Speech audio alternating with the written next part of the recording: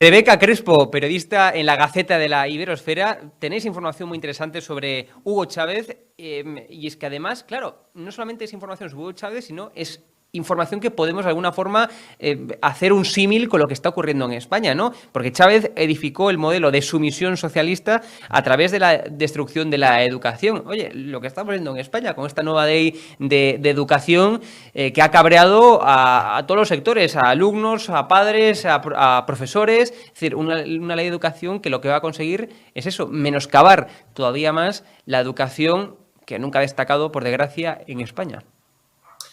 Pues sí, Hugo, es que en realidad es de lo que se trata, ¿no? Es ese marxismo cultural, ese socialismo del siglo XXI, que al final siempre sigue los mismos pasos y los principales o los primeros que suele dar para después pues llevar a cabo su plan, ¿no? Es meterse en la educación y crear un ejército de esclavos, por así decirlo, desde pequeños. Precisamente ahora se han cumplido 20 años de esa revuelta, esas protestas que tuvieron lugar en Venezuela, que derrocaron temporalmente a Hugo Chávez del poder, aunque él después con una represión gravísima, fortísima, en la que además pues, asesinó a varias personas, pudo volver al Palacio de Miraflores. Se han cumplido 20 años de esas protestas, de hecho se celebraba la semana pasada la cumbre internacional contra el fascismo, que así es como la llamaban, como la llamaba Maduro, y por cierto en la que participó Juan Carlos Monedero,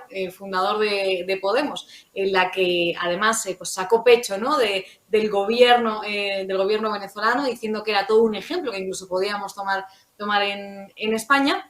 Y ese 20 años, ese 20 aniversario de esas protestas, lo que llevaron a esas manifestaciones fue el control de la educación. Porque sí que es lo que hizo Hugo Chávez, tal y como está haciendo Pedro Sánchez ahora mismo. Lo que empezó a hacer en las escuelas es primero controlar precisamente la historia, ¿no? Que se estaba dando en las escuelas, que se estaba enseñando a los niños para que siguieran el relato chavista. También se empezó a contratar a profesores teniendo en cuenta su adscripción política para así poco a poco ir introduciéndose y tomando todo el control del sistema educativo hasta hoy en día. Básicamente, pues tienen un control absoluto. Es un poco muy parecido pues, a lo que está haciendo ahora mismo Sánchez poco a poco, y con esto de pues, no tener en cuenta las calificaciones numéricas o la excelencia, ¿no? Eso también lo hizo Hugo Chávez O que, en los primeros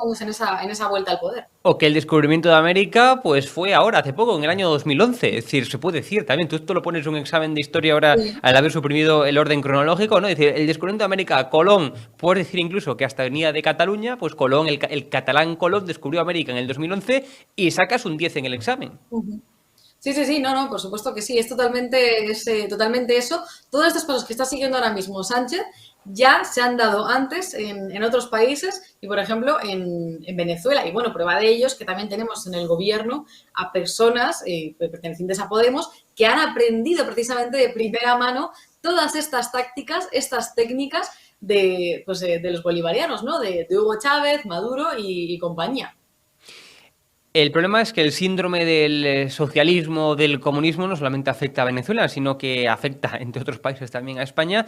Y si hablamos de América Latina, de Latinoamérica, pues afecta a muchos otros países, Cuba, Bolivia, Nicaragua y también Chile. Tenemos que hablar de Boric, de Gabriel Boric, el comunista que ya anunciamos o ya poníamos encima de la mesa en su momento cuando ganó hace poco las elecciones que iba a acabar con Chile. Pues ahora es que ni los propios comunistas, los que la apoyaron, ven viable el proyecto de Chile que tiene en su mente.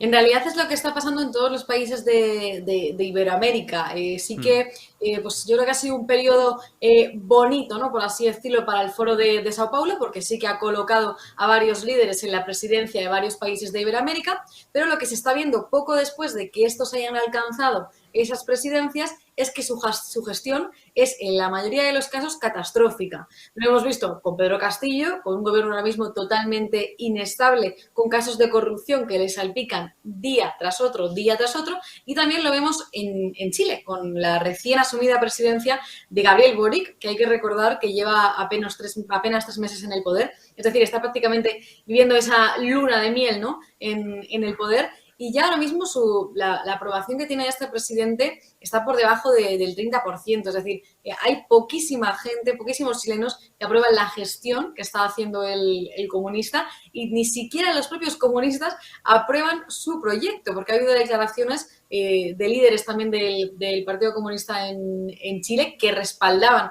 su campaña, ¿no?, y les respaldaban su proyecto político antes de las elecciones, que ahora dicen que este proyecto no es viable.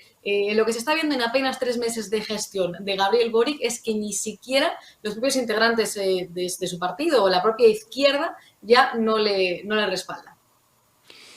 Y para concluir, Rebeca, tenéis información también sobre, bueno, pues el escándalo de la semana, que no digo que sea ilegal, ¿no? Digo que sobre todo es muy poco ético, por no decir nada ético, y es el escándalo de Piqué y Rubiales. ¿Cómo puede ser que un jugador de fútbol, bueno, pues esté haciendo negocios con quien es su jefe, podemos decirlo así, ¿no?, que es Rubiales, que es el presidente de la federación?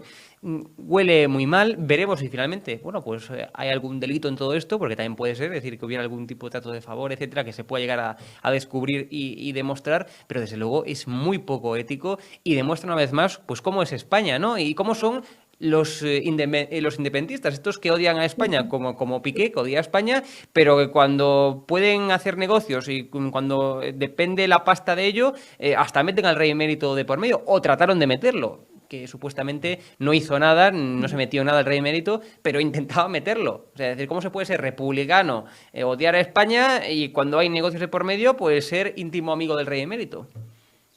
Yo la verdad, Hugo, que me he quedado impresionada al escuchar las explicaciones de Rubiales, en las que, bueno, ha asegurado no sé cuántas barbaridades, aparte de que se ha cansado de decir que sí le era de Motril, que si no bebe, por no hablar de que ha llegado incluso a asegurar que no podía él asegurar que algún día le encontrasen cocaína en el maletero, que esto no me lo estoy inventando, que son cosas que ha dicho Rubiales en la rueda de prensa que ha dado para justificar estas comisiones, este negocio.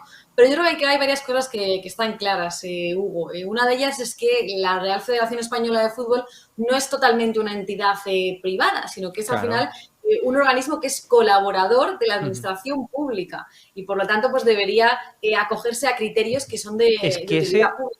Es que ese es el problema. Es decir, de donde puede venir un supuesto delito por parte de Rubiales, que insisto, hay que investigarlo, tal, etcétera, no sé cuánto, es precisamente por eso. Porque es que gran parte de la financiación que recibe la Real Federación Española de Fútbol es dinero público, es dinero de los contribuyentes. Entonces tiene que estar sujeto a esas condiciones de cuando hay incompatibilidad, es decir, cuando se es muy amigo de un jugador, o cuando se hace negocios con un jugador del cual depende la propia Real Federación Española de Fútbol, pues entonces evidentemente hay una incompatibilidad. O sea, pero esto pasa en toda la administración pública. Cuando un policía tiene que investigar algo que afecta a su familia, a sus amigos, o tiene algún tipo de incompatibilidad, se tiene que apartar. Cuando un juez está en un pleito en donde hay personas de su confianza, familiares, amigos o tal, se tiene que apartar, porque hay incompatibilidad.